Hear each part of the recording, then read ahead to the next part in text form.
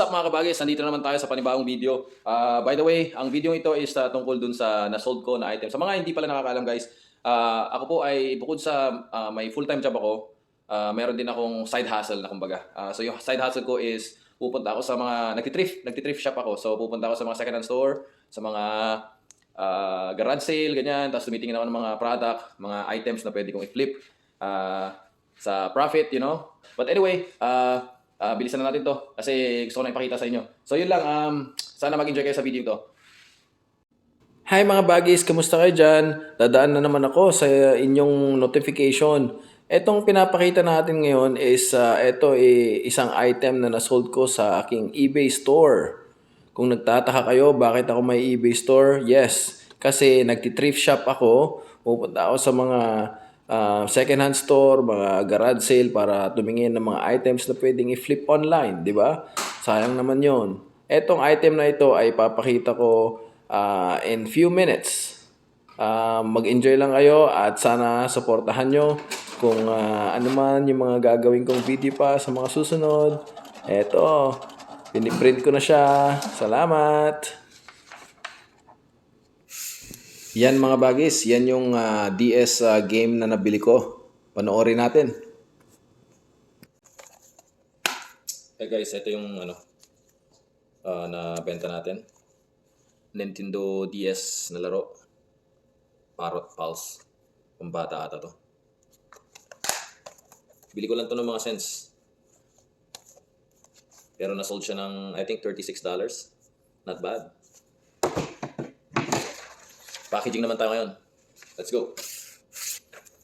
Panoorin nyo ako na mag-package ng aking mga nasosold dito sa eBay. Dali lang siya guys kung kung balak nyo magganito rin next time.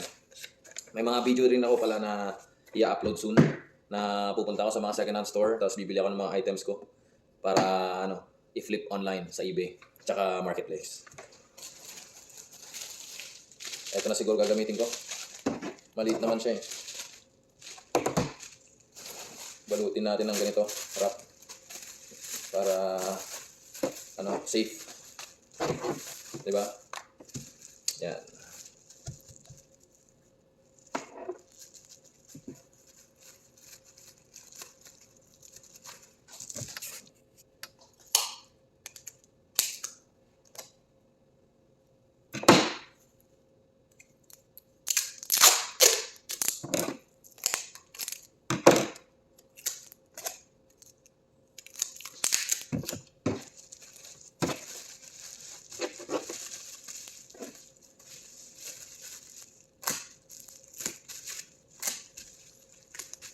Yan, kanya-kanya naman yung pagbabalot ng ng item nyo.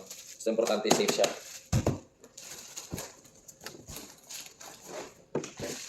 So eto ang paglalagyan ko, bubble mailer siya. Meron siyang mga ganyan, yung parang pumuputok-putok sa loob. Mas safe. So naka-bubble wrap na rin siya. Tapos meron ding bubble mailer. Okay na rin yan. Ganyan. O kaya lagyan natin ng mga newspaper. Lagyan natin ng newspaper para kumapal. At mas lalo siyang maging safe.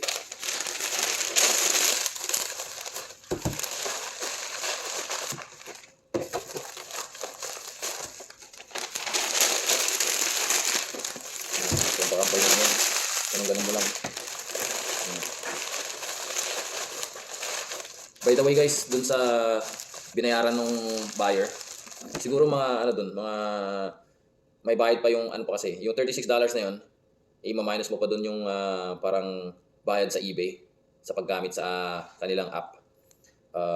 Siguro mga nasa 25 yung kita ko dun. Not bad, di ba? For just cents.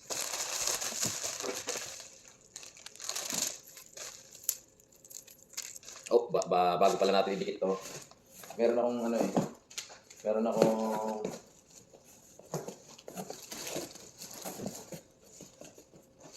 Meron akong maliit na thank you sheet. Yan. So, nakalagay. Yan. Just to say thank you. Guntingin natin. Actually, yan ginawa ko sa isang coupon band siya. So, nagunting ko na yung iba actually. Kasi, yan lang naman yung kukunin mo itong pirasong yan. Yan. Parang thank you letter lang siya. syempre kailangan natin mag-effort ng konti, mga bagis, para okay naman, di ba? O yan. Yan.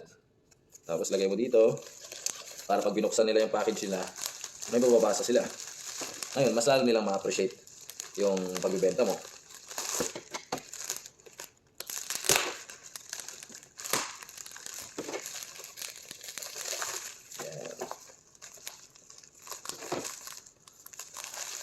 Sa mga magbabalak na magganto, napakadali lang. Pumunta lang kayo sa garage sale or second hand store, tapos tumingin kayo ng items na sa tingin nyo mapi-flip nyo online. Yung tips lang yung hindi masyadong mabigat para hindi siya mahirap i-ship, o kaya yung hindi masyadong malaki para hindi maka-take up ng space dito sa bahay nyo or kung saan nyo man lalagay yung mga items nyo. So after kong mabalot yan,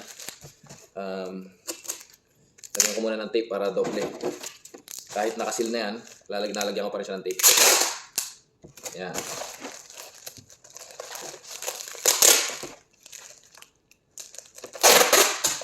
Yan.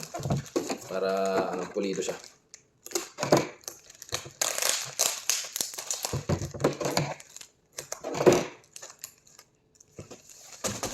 Yan. Ngayon naman, lalagyan naman natin to mga bagis. Yan. Lagyan natin ganyan, tsaka natin i-tape. Kasi ito importante to eh. Yan, kailangan ma-scan yan ng post office. Yan. So yan mga bagis. Kung sa lahat po ng mga gustong mag-avail ng aking mga items na binibenta po doon, sari-sari po siya, mga vintage, mga coins, mga damit, mga sapatos, mga collectible items, sari-sari po siya. So, bisitahan nyo lang po yung aking eBay store. Ang pangalan ng aking eBay store is Noy Flips. NOYFLIPZ. Alam niyo po ba kung bakit Noy Flips ang aking pangalan? Dahil po, ito po ay Pinoy Flippers. At syempre naman, at kung may nagustuhan kayo na mga items doon sa aking mga binibenta, hindi mawawala yung ating discount. So mag-message lang kayo, mag-PM lang kayo sa akin before nyo bilhin at pag-uusapan natin po yan. Maraming salamat! Yun, mga bagis, ayos. Natapos na rin. Napakadali lang. Basta mabalot nyo siya ng maigi at sa tingin nyo safe siya, okay na siya. Yun. So yung mga ginamit ko pala mga materialis ko, guys. Itong mga karton na to, hindi kailangan gumastos. Hindi ko binili itong mga to. Mga libre lang to. Galing ng dollar store. Pupunta lang doon. Kasi libre yung mga small boxes na nandun eh. So sabi ko, kaysa lang bumili ako, ito na lang bibiling ko. Ay, ito na lang kinuha ko. Kasi ito naman, dollar store lang siya. Sa dollar store, maraming piraso rin. Pang t-shirt kaya mga yan. O kaya mga small items, ganyan. Tapos ito, bubble mailer din siya. Parang ganito rin, pero mas malaki ng konti. Tapos ito, dollar store naman to ulit. $2 lang siya, no? Ang gamit nito is pang ano rin siya, pang suporta. Yeah. So yun mga bagis, hanggang doon na lang. Gusto ko lang ipinakita ko lang yung item ko na na-sold. Ito yung ginagawa ko sa buhay, bukod sa may full-time ako, wala rin naman akong may mga free time ako. So yun yung ginagawa ko, pupunta ako sa mga second-hand store, bumibili ako ng mga kung ano-ano na sa tingin ko kaya ko ma-flip online para magkaroon ng profit, di ba? So katulad nga nito, yung na-sold ko na yun is 10 cents ata ako nabili. Kasi maraming CDs yun, maraming mga games yun eh. So parang 63 pieces, bili ko lang siya ng $40. So kayo na mag-calculate nun, 63 divided by 40 or 40 divided by 63. So kayo na mag-calculate, parang mga nasa 10 cents, 20 cents, mga ganyan. But anyway, na-flip ko siya ng $36. That's a good profit. So kung laging ganun, everyday may nabibenta kang ganun, malaking bagay yun. Nakatulong. So yun mga bagay, yun lang. Sana sa susunod na pagkikita natin, marami pang ma-sold. Salamat. Bye!